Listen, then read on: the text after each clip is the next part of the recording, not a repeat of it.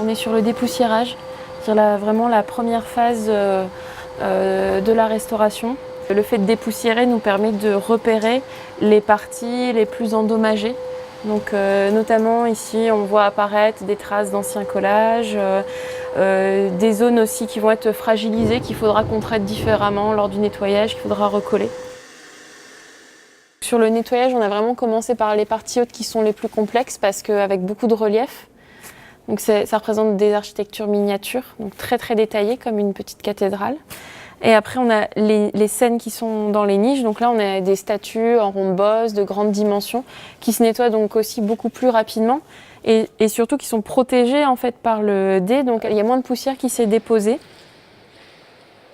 Ensuite tout en bas on a le soubassement qui lui est aussi beaucoup moins orné.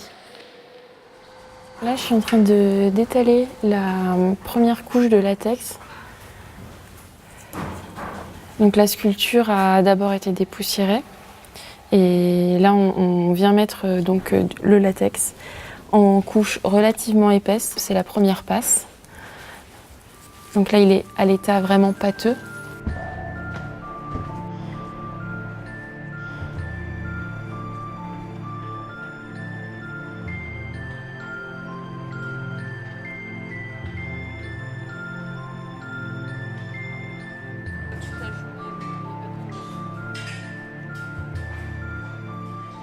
Au moment de sa prise, il va attraper toutes les poussières, toutes les crasses qui se trouvent dans la porosité de la pierre, même assez profondément dans cette porosité.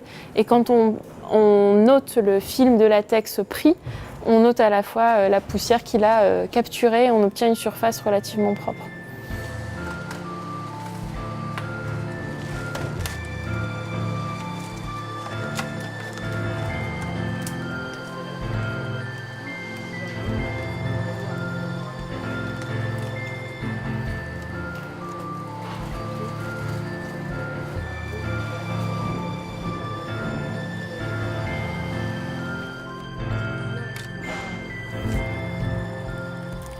Dans les petits creux, on a vraiment des choses très très accumulées. Donc on est obligé de passer au moins une deuxième fois, voire une troisième fois dans certains creux vraiment récalcitrants.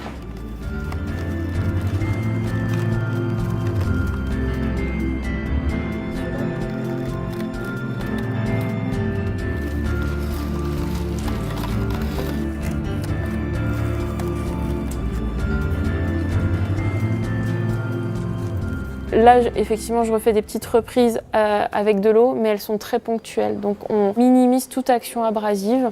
On a vraiment déterminé que c'était la méthode la plus adaptée, la plus respectueuse, la plus rapide et la plus satisfaisante.